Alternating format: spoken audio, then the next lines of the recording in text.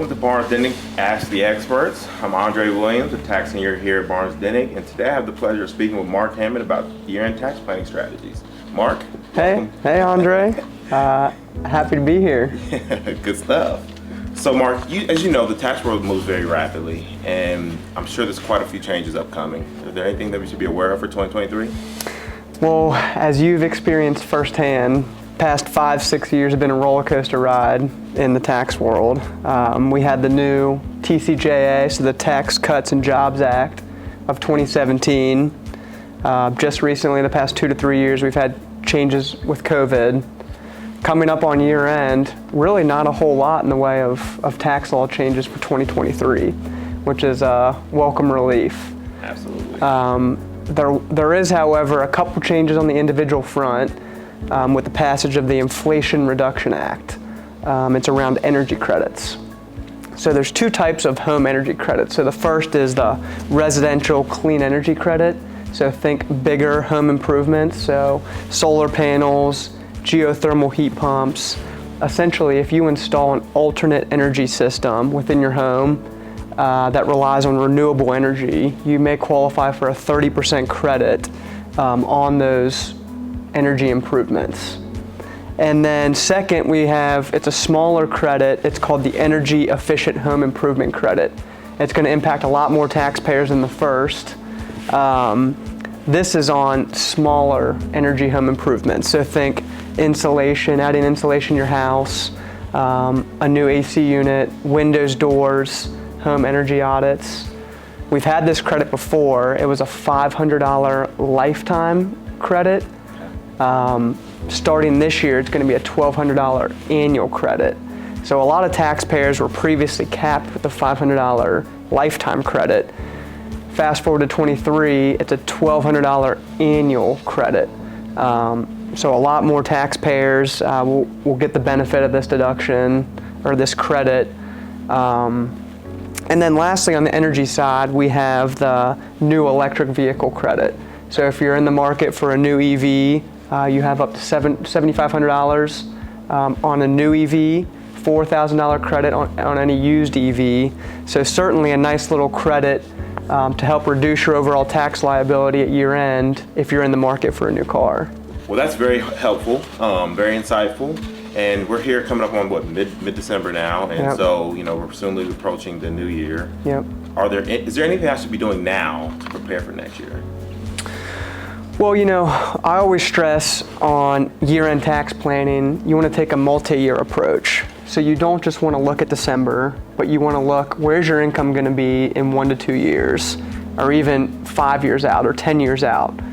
Tax planning is all about utilizing deductions in the most tax-efficient manner, so within the correct tax year. So if you're in a lower tax bracket this year, maybe you don't pull deductions into this year. Maybe you'll leave them for next year in the higher income tax year. And really, first and foremost, Tax 101, you need to know, are you taking the standard deduction or are you doing the itemized? That's going to really change your tax strategy one way or the other. But really, coming up on year end, if you can accelerate deductions into this year and defer income into next year, that's obviously the biggest tax play that you can do.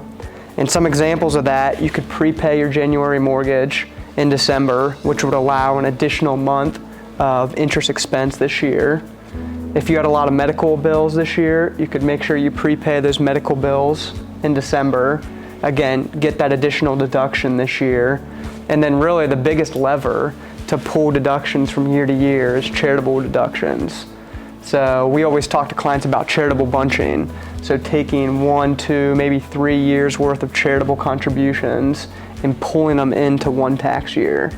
So you're still giving the same amount of cash to charity, but what you're doing is you're pulling deductions into one tax year, taking advantage of the large itemized deduction year 1, and then maybe you take advantage of the higher standard deductions in year 2 and 3. So there's a lot of things to consider, right? Yeah. A lot of opportunities, a lot of things that can make the next year very successful. Yep. So is there anything else that we should consider? Well, I mentioned it earlier, the TCJA, the Tax Cuts and Jobs Act of 2017. Many of those provisions will expire come 2025. Some of the bigger items on the individual front, around the estate world are lifetime exclusion. So currently, if your assets, if your net worth is under $14 million, you would essentially pay no estate taxes, okay? That lifetime exclusion is set to be cut in half starting after 2025. So starting 1/1/26. Currently it's at 14 million. That'll be cut in half to approximately $7 million starting in 2026.